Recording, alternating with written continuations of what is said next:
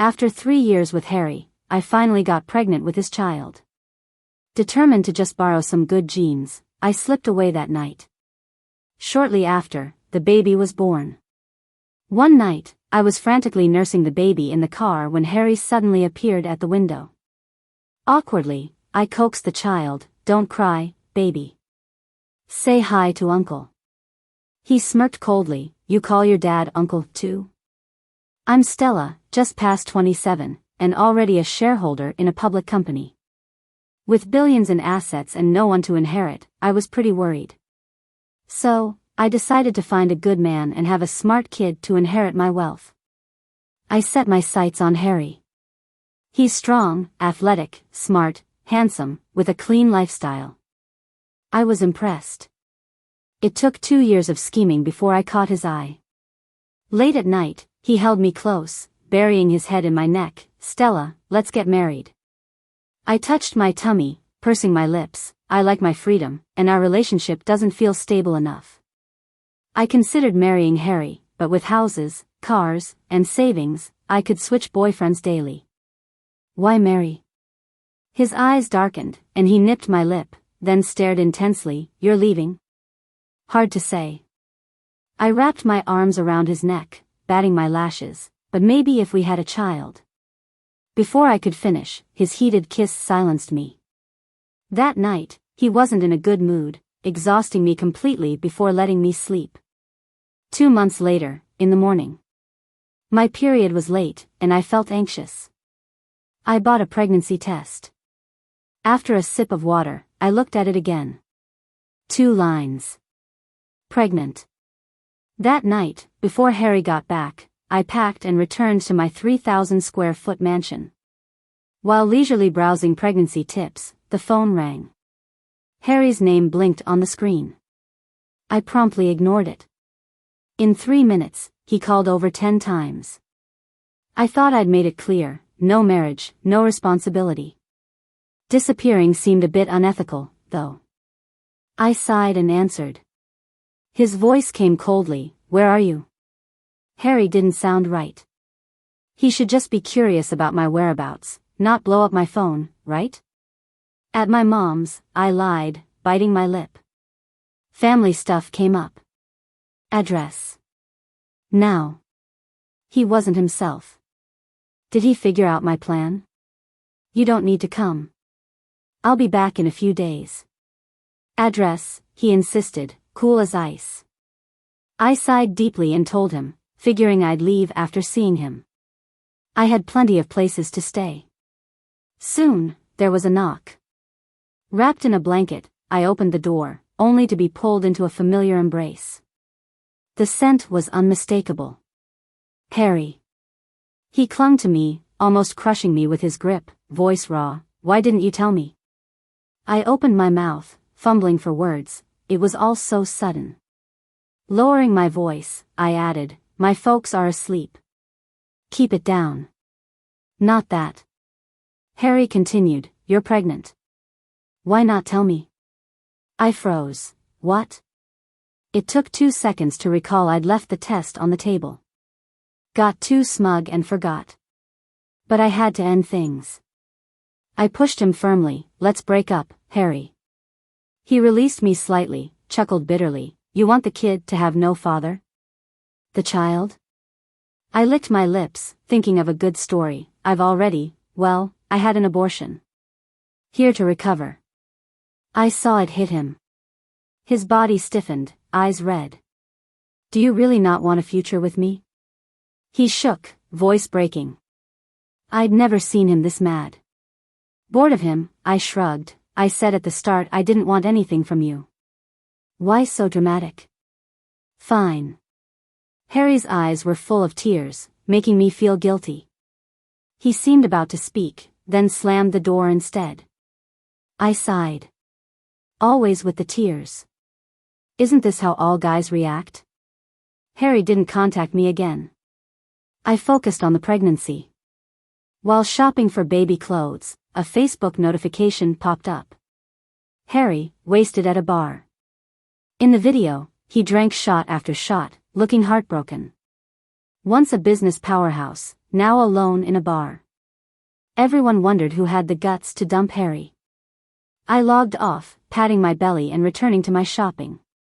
Boy or girl didn't matter to me. Time flew by, my belly becoming more noticeable. During occasional shareholder meetings, it was impossible to hide. Fellow shareholders asked, "When did this happen?" I smiled coyly, "Just a few months ago." The dad's abroad. No point in sharing the complicated truth. Harry seemed to have moved on from me. After Facebook, he rarely surfaced in public. I knew he wouldn't stay down for long. Feeling sad for a bit, he'd soon bounce back in business, forgetting me and this fizzled-out relationship. On the due date, it snowed heavily. Supported by my mom and friend, I got out of the car. An empty can suddenly flew toward us, missing but catching my eye. There, on a nearby bench, sat a man in a black coat. His hair was longer, partly covering his eyes. But I knew. It was Harry. Shocked, I clutched my coat tighter around my belly. Harry pointed to my left. It was too dark to see his face, but I heard his lazy voice say, "Registration's over there." I was uncomfortable and didn't really want to chat with him. As I turned to leave, he got up, frowned, and put my arm over his shoulder, scooping me up effortlessly and walking inside with a blank expression. What was going on? Was he about to toss me into a river or something? "What's wrong with you?" he suddenly asked. Why did it feel like he was insulting me? I tugged at my coat and bit my lip. Appendicitis. He didn't say anything else and set me down on a chair in the hall. My mom finally realized what was happening and went to get registered. I was mortified and wished I could disappear, but then he said, "Appendicitis, and you're getting registered for obstetrics?" Not only did I want to disappear, I wanted to drag my mom with me. Probably got the wrong department. "I'll message her," I muttered awkwardly, pretending to scroll on my phone. Trying to change the subject, I asked, "What are you doing here?" Harry glanced down. "My dad's in the hospital." Since he didn't ask further, I felt relieved. "I thought your dad was in great health?" He gave me a sidelong glance. "Not your business." "So, when are you leaving?" The air felt thick for a few seconds. Suddenly, Harry said, "You're looking good lately." My heart sank again. Did he know something? He smirked slightly. "You've put on weight." Pregnancy swelling had indeed made me look rounder. It seemed he didn't notice anything significant. I nodded, smiling, trying to play it off. "Yeah, I've been eating well 'cause I'm happy." Harry's eyes darkened, like he was holding back anger. "Live well and don't regret it." I echoed his words playfully, "You better not regret it." He left without a word, looking annoyed. Because of his little show, I had to explain to my mom that we were just friends and had bumped into each other, and he helped me out since I wasn't feeling well. After registration, the tests showed I'd probably deliver in the next couple of days. I needed to stay in the hospital and wait. A friend brought me lots of baby supplies from home. That evening, feeling hungry, I was thinking about what to eat when I suddenly felt a sharp pain. The nurse came and told me my water broke. It was time. I was rushed to the delivery room. 5 hours later, I finally gave birth. The nurse said it was a boy and showed me the baby. The baby was healthy, very fair, with thick hair and big eyes that made him look especially adorable. I looked at him for a bit, then a few nurses gathered around. "We haven't seen a baby with eyes this big in a while. Such double eyelids, he's gonna be handsome." They chatted away while I smiled faintly, too exhausted to talk. I stared at the ceiling, thinking about what name to give him. On the third day after giving birth, the nurse told me to move around. I wrapped up in my coat and took a lap around the lobby before heading back. When the elevator arrived, it got crowded as soon as I stepped in. Standing in the corner, I felt a bit lost. "Step in," someone shouted. Then, a familiar voice said, "It's full." I looked up and saw Harry. What a small world. He stood in front, blocking most of the people trying to squeeze in. "What floor?" he suddenly asked. It took me a second to realize he was talking to me. 13th floor. After a brief silence, he asked, "Maternity center?" Surprised, I nearly wanted to jump out the window. "Oh no, slip of the tongue." I steadied myself. "Yeah, a relative staying there, I'm just checking in." Harry didn't turn around. "Just had appendix surgery, take it easy. Don't overdo it." So sarcastic. I knew he resented me for breaking up with him, but I wasn't angry and ignored him. When we got to the 13th floor, I slowly walked out. As soon as I stepped out, my mom came over, carrying the baby. "Stella, the baby's hungry. Hurry, hurry." I looked at the baby, then turned to glance at Harry. Our eyes met, and it was a bit awkward. I stiffened up and, as the elevator doors were closing, said, "Mom, isn't cousin back yet? I'll help with the baby's formula." The elevator doors shut slowly. I didn't look back, unsure of Harry's reaction. Probably didn't suspect anything. Knowing him, if he had, he'd have stormed out, teeth gritting. "What cousin?" my mom asked, confused as she approached. I hedged, just misspoke. My mom didn't know who the baby's father was. But I didn't hide that I wanted a child to inherit my fortune. She wasn't thrilled about it. She wanted me to marry, have a normal family, and be happy. However, since my parents divorced when I was young and from my own experiences, I knew marriage didn't guarantee happiness. You couldn't expect one person to love another forever. That's why I didn't want to marry. I never thought that marriage and kids were necessary for a fulfilled life. Besides, I had property, money, and savings. Men would just slow me down. After arguing with my mom about it, she seemed to waver. She sighed softly, "As long as you can take care of the baby, I'll support you." I was confident, of course. Soon after being discharged, I joined a postpartum recovery class. 3 months later, I'd pretty much returned to my pre-pregnancy shape. Since I hired a nanny, I hardly felt tired after the baby was born. I ate well, slept soundly, and occasionally dreamt of Harry. Dreams where he surprised me with a kiss while I was on the phone. Dreams where he tightens a bottle cap on purpose, only opening it after a kiss. Dreams of the night when he tearfully asked me, "Do you really not want a future with me?" 3 years, and we shared so many memories. Saying I never liked Harry would be a lie. But having chosen this path, I shouldn't waver now. One morning, while making formula, a Facebook notification popped up. I slowed down. Rumors about Harry and a popular actress possibly dating. Aside from being shocked, I was somewhat relieved seeing that news. As I figured, Harry got over our breakup pretty quickly and moved on to a new relationship. That's just how he is. He never lingers over things that aren't worth it. A baby's cry pulled me back, so I put down my phone and rushed over with a bottle. The day I took the baby for a vaccine, the company had a sudden board meeting. They were talking about a collaboration with a film company to promote a popular actress. I listened for a bit, then focused on shopping for toys online.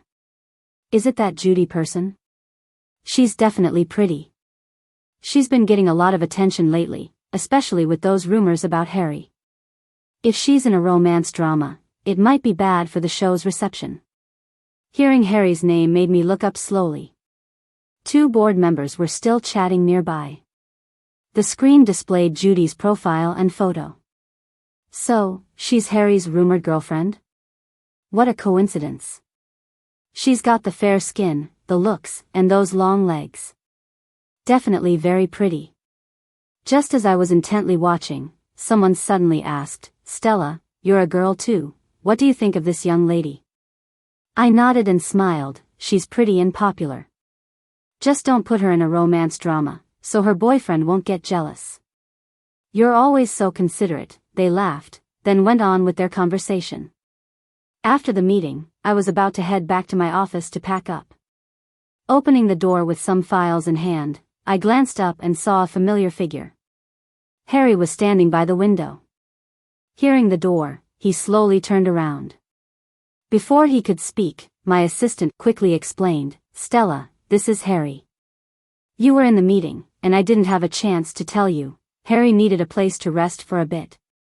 I wasn't quite registering what she said, so I pulled her aside. "Why is Harry here today?" "Stella, didn't the meeting mention it? The film company is under Harry's enterprise." My silence was deafening. "This just shows, pay attention in meetings." I gestured for the assistant to go, then walked in, heading straight for my bag on the desk. With a smile over my shoulder, I said, "Make yourself comfortable, Harry. I'm heading out." Harry adjusted his glasses, walked a few steps toward me, then stopped in front of the sofa with a slight smile, pretty much done resting. "Mainly came to check out the company my girlfriend's working with." He put extra emphasis on the word girlfriend. No doubt, he was here to show off and mock me. I smiled slightly. "Take your time, Harry. I've got to go." I grabbed my bag and turned to leave, but a dull sound came from near my feet. Looking down, I saw a pink baby bib lying conspicuously on the carpet. In a panic, I bent down. The bib was swiftly snatched up by Harry. I was anxious and hurried over, hand outstretched. "Give it back." Harry didn't seem keen on returning it, examining the bib while raising an eyebrow. "A baby bib? You still use these?" I snatched it back, stuffing it into my bag. "I drool in my sleep." "Bought it to use, is that a problem?" "Really?" He smirked. "I don't remember that." I hesitated. People change. His gaze darkened unexpectedly, looking at me like I was something distasteful. Fully restraining whatever he wanted to say, he turned and exited before I did. Watching him leave was a relief. I knew, if I ever mentioned the past, he'd instantly reveal his resentment towards me, hopefully forgetting what just happened. The contract got settled, and the company wanted to treat the collaborators for dinner, to show we're sincere. I intended to skip it, wanting to get home to my baby, but folks said I dodged enough times already. Said they'd tie me to a chair if they had to. With a mental sigh, I agreed. I didn't expect Harry and Judy to show up at dinner. Said he was there for his girlfriend. At that moment, he was sitting across from me. I watched a video of my baby eating, sent by the nanny, oblivious to his expression. "Harry, care for a drink?" someone asked. Before Harry could respond, Judy's sweet voice chimed in. "Harry doesn't like alcohol." "How about you, Judy?" a man said, starting to pour her a drink. I couldn't help but interject. "She's just a young girl, no need to force her." "True. How about you, Stella?" "Yeah, Stella used to drink a ton." No way I could drink while taking care of a kid. I was just about to decline when someone cut in. "Stella's got a baby to look after, so no drinks for her, right?" Feeling my back stiffen, I was momentarily at a loss for words.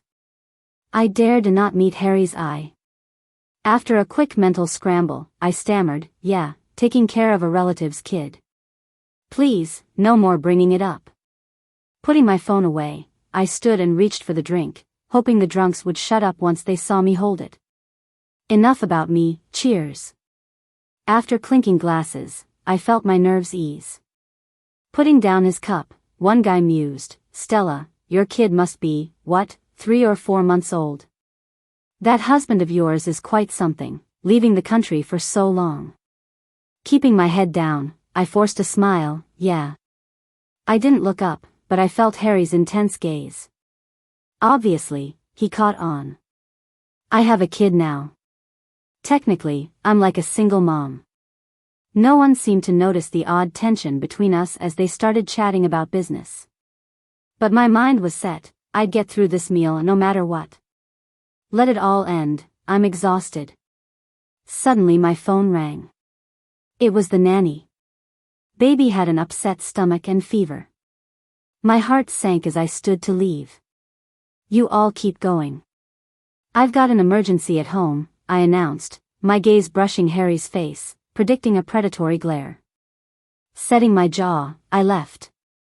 It was close to 10 by the time we left the hospital. The doctor assured us it was nothing serious, just a slight cold causing the diarrhea. A bit of medicine should do the trick.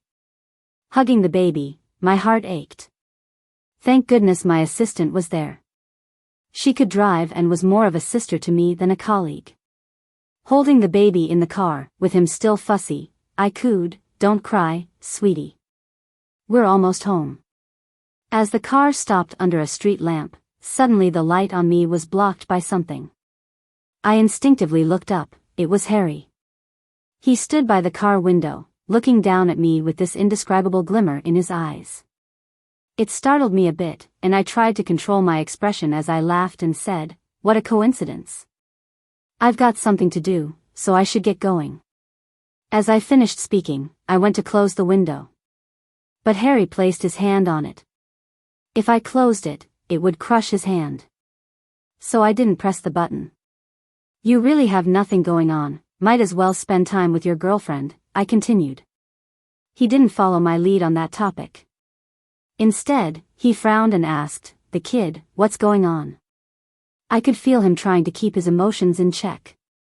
There was anger, confusion, and maybe even some concern. The baby kept crying. I rocked gently, whispering, "Don't cry, little one. Say hello to Uncle." In the next second, Harry opened the car door and stepped inside with his long legs. The back seat sank on one side, and when I turned my head, he was already sitting next to me. Then he let out a cold laugh, saying, "You call him your dad and also uncle?" The atmosphere got awkward real quick. "You're joking. This child has nothing to do with you." Harry said nothing. His eyes filled up with a whirlwind of emotions. With trembling hands, he gently touched the baby's head through the bundle, saying, "Don't cry. Daddy's here." When Harry said that, my heart skipped a beat. I didn't expect him to say something like that. The baby's cries gradually faded away until he fell asleep. His peaceful sleeping face felt like a slap to my own, as he stopped crying as soon as Harry spoke.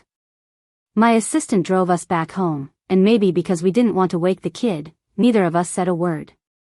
He must hate me now, right? No, probably hates me even more now. Once home, I laid the sleeping baby on the bed and quietly tiptoed out. But as I turned around, I bumped right into Harry, who was standing there without me noticing. He moved his lips as if to say something and then pulled me outside. The living room was dimly lit by a small lamp. The soft light cast a nice outline of his face on the wall. His first words were, "The kid, what's the deal?" Same question as before. "It's exactly what you see." I pursed my lips, then looked up at him. "I got close to you for the kid. Now I've got what I wanted, and you have a new girlfriend. Everyone's happy, isn't that good? A child grows up without a father. You think you can make up for that, love?" A question that strikes at the soul. Messing around like this, I truly didn't know how to end it. "Why won't you marry me?" he asked. I thought for a couple seconds and feigned nonchalance. "I don't believe you'll love me forever. So the best way to deal with this is not to get married. Give it a shot. What if you can't make it?" I scoffed, trying to say you when he interrupted, his voice steady, drop dead. His words were light, but his tone was no joke. I was startled again, my brows twitched. I expected lots of over-the-top promises from him, but not something this serious. Harry was usually rational. He wouldn't say anything like this unless he meant business. I calmed myself and sighed softly, "Stop this nonsense. We broke up only a few months back, and now you've got a new girlfriend. Saying this, isn't it ridiculous? Remember when my dad was in the hospital?" Harry went on, his health's declining, and he paused, "grandkids. Can't you have one with Judy then? Your guys' kids would definitely." Before I finished, Harry interrupted softly, "I'm with her just to keep my parents satisfied. I won't love her and only want a kid with you." Couldn't help but palm my face with a chuckle. "Harry, seriously? So, being with Judy is just to keep your dad in check. I sighed, feeling weary, and turned to sit on the sofa, not rushing to speak. But Harry was definitely head over heels. Right after we got together, he was eager to tell his parents about us. His parents were kind to me too. He knew I'd care for his mom and dad. Harry didn't move, still standing in front of the sofa. I yawned, thinking of avoiding the issue. Seems there's no solution, let's just get some rest. Harry raised a brow at me, then the corner of the sofa sunk down as he sat beside me. There is. I turned my head slowly. Next thing I knew, he leaned in and kissed me unexpectedly. His lips brushing against mine, and I was finding it hard to breathe. Tomorrow, let's get a marriage license, he murmured, voice low by my ear. No license. As soon as I said that, he kissed me again. The look on his face today suggested that if I didn't agree, he'd kiss me until my lips were swollen, so I quickly changed my tune. Marriage license it is, tomorrow. Worst case, I'll pretend to be dead tomorrow. Harry stopped, and I tightened my lips, couldn't help saying, you're devious. He kept his gaze on my lips, a hint of amusement flicked in his eyes, but it vanished soon, ran off with my baby, wondering who's more devious. Get out. I leaned back on the sofa, slightly upset, asking, how can you be sure the kid is yours? What if I had them with someone else? Then why would you be avoiding me? He had me stumped. Right, I broke up with him openly, so whose baby it is isn't his concern. Why avoid him? You dropped a baby's bib once, and that got me suspicious, he continued. I saw you acting all sneaky, so I investigated. George said the kid's 3 or 4 months old. Do the math, only mine. Sneaky, really? Even alcohol couldn't shut George up.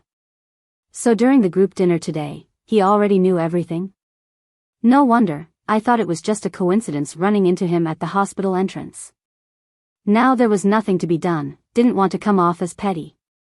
I stood up, then I'm off to bed, you do whatever tonight. Harry gave a light agreeing so easily it surprised me. But I couldn't care less, I headed inside. By the time I awoke in the early morning, Harry had disappeared. I checked my phone, found a text from him, I'm waiting downstairs. Sent an hour ago. Half an hour later, reluctantly holding the baby, I got in the car and spotted Harry sitting in the back seat. It was his assistant driving. I gave him a quick glance through the window, he looked a bit worn out. Just as I closed the car door, I heard a voice behind me, let me hold him. I turned to see Harry sitting there, reaching out his hands. You don't know how to hold him, I said. I can do it myself. But the next second, he had already taken the baby. One hand supporting the baby's head, the other under the bottom. His baby holding technique was spot on. Even better than mine. I chuckled, so skilled. Do you have other kids somewhere? He didn't look up. It's not hard. Let's take the baby to my parents first, he said. I leaned back, feeling comfy, and then realized something was off. Was he serious about taking the baby to his parents? If they saw the baby, I would really be stuck with no way out. Just as I was about to ask, his phone rang. It was his mom calling. With him holding the baby, I answered for him and put it on speaker. His mom's voice came through, when are you bringing Stella and my precious grandchild over? I've asked the maid to prepare food for you. I was slightly embarrassed. Had he told his parents already? And what about Judy? Stella needs to rest after having a baby, so drive cautiously, dear.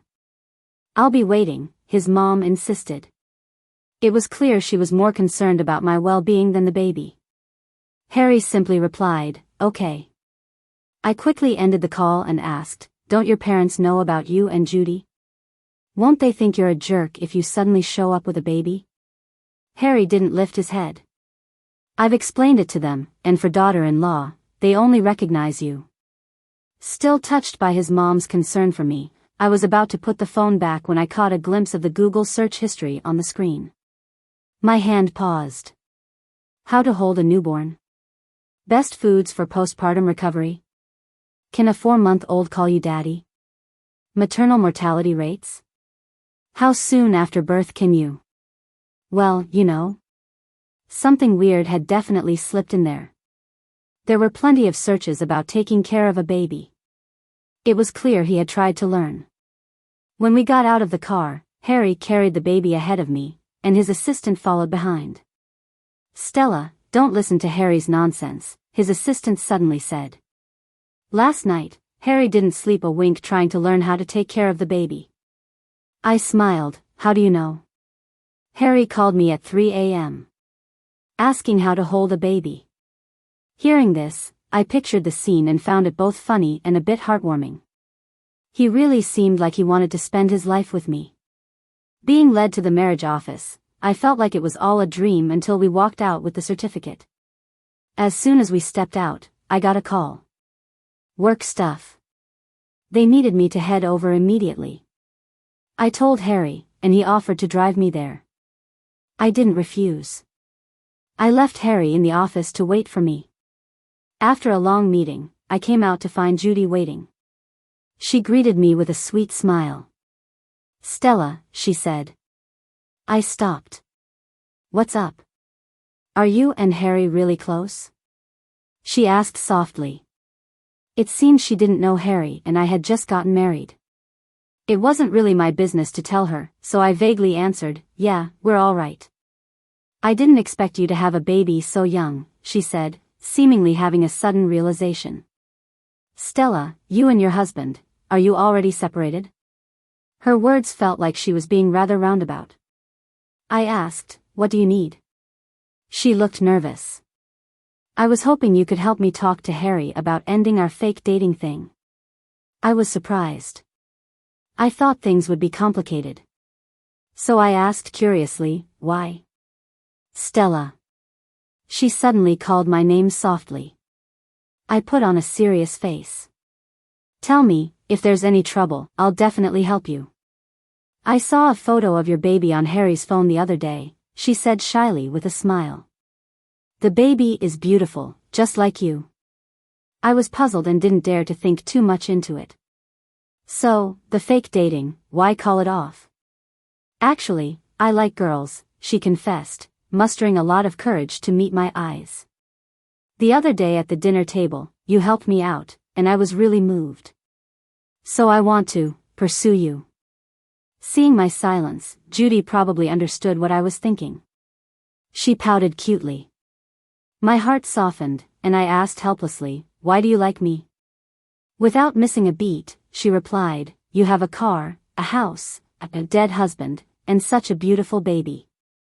It fits my criteria for a partner perfectly.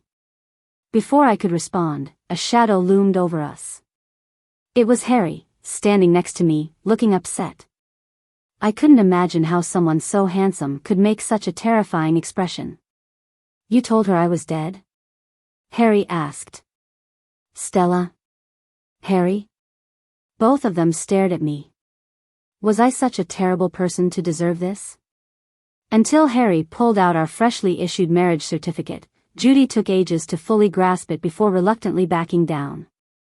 Stella, if Harry isn't good to you, just divorce him, and I'll take care of you, Judy offered. Her words hung unfinished as Harry's gaze silenced her. That day will never come, Harry said in a low voice. Well, now divorce wasn't an option either. The dream of finding a male model was toast. Harry organized a wedding for us, and it had all the ceremonies and trimmings. I found it troublesome, but honestly, I just didn't want it. But he insisted. He said all girls like this stuff. All right, I guess. After a busy day, I just rushed to collapse on the bed when I got home. Harry took the baby from the nanny, smoothly changed the diaper, and then fed the baby. Once the baby fell asleep, he carefully put the baby in the crib and stared at the baby in a daze. What are you thinking about? I couldn't help but walk up and ask. Harry was silent for a few seconds, looking a bit troubled, and then suddenly walked over and hugged me. These past months have been tough, right? I was stunned. I understood he was talking about how exhausting taking care of the baby was. It's actually all right. Having money takes care of a lot of things. But I didn't expect he was zoning out over this.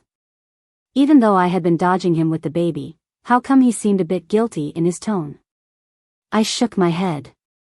It's fine, with Lily and Sophia around, it's not too tiring. Once postpartum was done, I really only got up at night to make formula for the baby. Harry hugged me without saying anything, and I sensed something was off. I pushed him away and held his face to look closely, only to see his eyes were red again. Who would believe that this man with red, teary eyes, looking so pitiful now, is the same Harry who is decisive and hard-nosed at work, always with a stern face? I couldn't help but laugh, softly kissing the corners of his reddened eyes. What's got you crying? He didn't speak. Not until later did I find out that he had searched for the term maternal mortality rate, and his browser bombarded him with stories of mothers who suffered a lot due to childbirth, with some even losing their lives. It scared him to tears. Epilogue: My name is Eason. I don't really know what it means to live a winning life. But when I was just 1 year old, $1 billion worth of inheritance from my grandparents was transferred to my name. When I was 3, the multi-million assets from my parents were also given to me. My grandparents and both sets of grandparents adored me, and even Judy liked me a lot. Except for my parents. To be precise, my dad. According to my mom, I got kicked out of their room by my dad when I was 2. Pretty sad, I know. But I'm not mad about it. Grandma said to hang on, maybe I'd have a little brother or sister in a couple of years. I held on. Because if I had a sibling to be kicked out along with me, I'd feel a bit more balanced inside. But even by the time I was 12, still no sibling. It wasn't until later when I heard from my dad that he didn't want Mom to suffer through that again. I didn't want that either. So that was that. Mom's truly great, so I vowed to treat her well. By 18, I had learned to run the company. In my free time, I picked up piano, violin, and learned 7 languages. I traveled occasionally, it was pretty liberating. Some talent scouts approached me, saying I could make a lot of money. I turned them down. It's not like I need the cash or anything. Dad occasionally gives me tips on managing the company. Mom always has her own stuff going on. She either manages some company affairs or hangs out with her friends. Basically, she never clings to Dad. My dad's like, you're so busy all the time, you don't have time for me. My mom's all hugging her friend, I'm busy for this family, for you too, is it easy for me? Yet I never doubted my mom's love for my dad because I know she did a lot for him behind the scenes. But those two were always lovey-dovey, it was really something. When I turned 25, I met a girl I liked. I'd never actually dated before. Dad always said if you decide to be with someone, you need to commit. Caught in a bit of confusion, but I didn't press further. Whatever Dad says goes, I guess, that's why I approached love carefully all my life. But I really liked this girl. The kind of like where you want to be with her forever. After 2 years of dating, we got married. By the 3rd year, we had a daughter. My mom practically doted on them like they were her own. I felt kind of invisible as her real son. By the time I was 40, my parents' health started to decline. Mom often forgot things, didn't recognize us, but always remembered Dad. They hardly managed the company anymore, and Dad was always by her side. I'd say, Dad, I got this. Why don't you rest? He'd always reply, I'm only at peace when I'm by her side. When I was 42, Mom got lost. Dad had taken her to the park, and in the time it took to buy a bottle of water, she disappeared. Dad didn't sleep for a day, finally finding her at an old record store. Dad said it was the place they met. Even though she barely recognized anyone, she always knew when Dad was around. A young girl sat near the entrance, heartbroken, likely just broken up. They seemed to have been chatting for a while.